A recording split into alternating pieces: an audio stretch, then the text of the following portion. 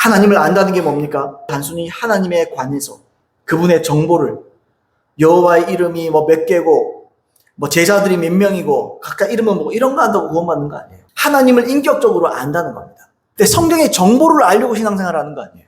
하나님 자신을 아는 겁니다. 예수님 자신을 아는 겁니다. 성령님 자신을 아는 겁니다. 그분과 교제하는 겁니다. 그분과 사랑에 빠지는 겁니다. 이게 없으면 그리스도는 아니에요. 내가 많이 지식을 쌓았다고 해서 그리스도는 아닙니다. 교수는 다 구원받게요? 신약교 교수들은 다 구원받습니까? 그렇지 않습니다. 하나님을 아는 사람만 구원받습니다. 사도 썬더슨의 책 중에 그 발 앞에 엎드려 하는 아주 귀한 책이 있습니다. 그 서문에 보시면 예수님은 신랑이고 우리는 신부입니다. 예수님은 신랑으로 오실 것입니다. 신랑과 신부 사이에 가장 중요한 것은 사랑입니다. 그러므로 우리는 주님을 사랑하고 주님과의 관계를 발전시켜 나가는 것을 가장 큰 목적으로 삼아야 합니다. 신앙생활의 목적이 뭡니까? 물론 죄를 이기는 거 다 그게 목적이에요. 근데 죄를 이기고 죄를 짓지 않고 죄를 이기고 회개하는 목적이 뭡니까? 신랑에게 더 사랑받으려고. 신랑을 더 사랑하려고. 그리스도인들의 정체성이 뭐냐? 신부다 이거예요. 신부. 또 주님은 우리의 신랑이 되시죠. 신랑과 신부 사이에 가장 중요한 건 뭡니까? 신뢰와 사랑, 관계예요. 관계. 이 사랑하는 관계가 무너지면 부부 관계는 끝입니다. 결혼 생활은 엉망이 되고요. 그 관계가 깨질 수 있습니다. 부부 상호의 가장 중요한 목적은 뭡니까? 사랑은 사랑. 나이 들어 사랑을, 자식 때문에 살면 안 돼요.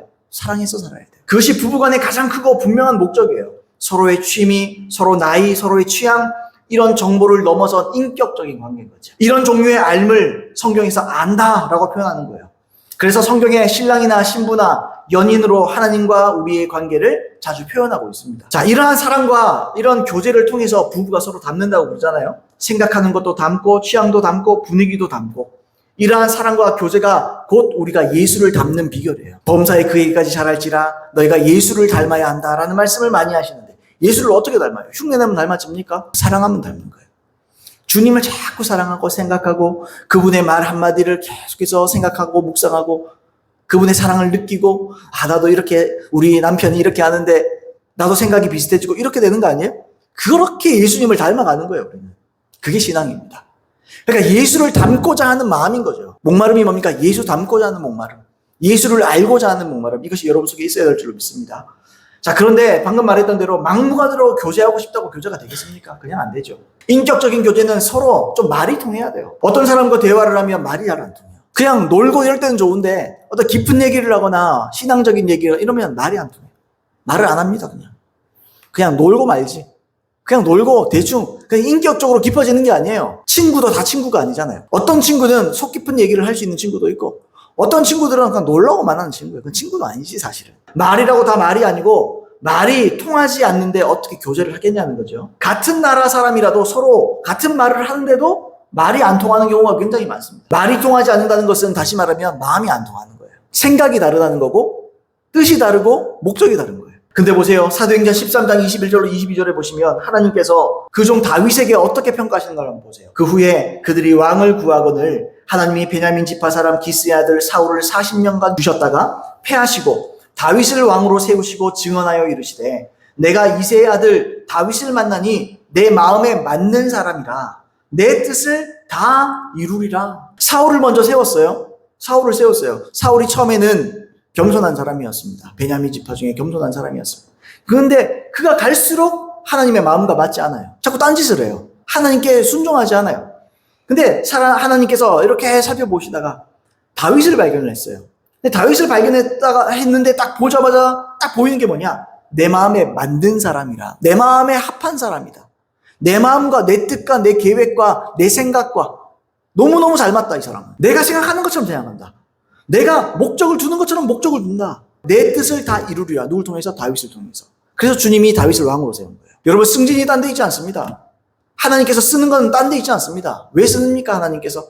어떤 사람 씁니까? 하나님은 능력 있는 사람 찾는 게 아니에요. 다윗도 내 마음에 맞는 사람이라 그런 다음에 왕으로 기름을 부었잖아요.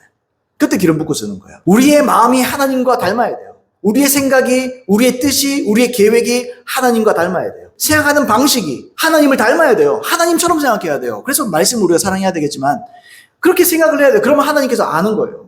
내랑 뜻이 맞다. 생각이 맞다. 마음이 맞다. 그러면 그 사람의 기름 붓습니다. 그리고 그런 사람 쓰는 거예요. 다윗이 그 모델입니다. 누구나 처음에는 사울처럼 쓰임을 받을 수가 있어요. 그런데 마음이 하나님의 마음에 맞지 않게 되면, 어긋나게 되면 하나님은 그 사람을 더 이상 쓸 수 없습니다. 어느 정도 쓸 수 있겠지만 그 이상은 쓸 수 없어요. 사울과 다르게 하나님은 다윗을 통해서 하나님의 뜻을 다 이룰 것이라 말합니다. 내가 다윗을 쓸 거야. 기름을 부었다가 쓸 거야. 기름 부은다는 말은 왕으로 기름 붓겠다는 말이라는 거예요, 제 말은. 그러니까 왕으로 쓸 거야. 여러분들의 부르심이 성취되는 비결이 뭘까요, 그러면? 하나님께서 여러분께 특별한 계획들이 다 있습니다. 몰라서 그렇지. 여러분들의 이 특별한 하나님의 계획들이 온전히 이루어지는 비결이 뭘까요? 하나님과 여러분의 생각이 똑같아지는 거예요. 주님과 교제하는 거예요. 주님의 생각과 뜻과 마음이 맞는 거예요. 그럼 하나님께서 그 사람 절대로 안 놓칩니다. 여호와의 눈은 온 땅을 두루 감찰하십니다. 전심으로 자기를 향하는 자에게 능력을 베푸신다 그랬어요. 하나님께 다 내어놓는 자, 겸손하게 하나님의 뜻만 쫓는 자, 그 사람 쓰는 거예요. 하나님의 뜻과 맞는 사람이 하나님과 말이 통하고, 그리고 뜻이 통하고, 마음이 통하고, 하나님을 친밀히 알고 결국 하나님의 뜻을 성취하는 줄로 믿습니다.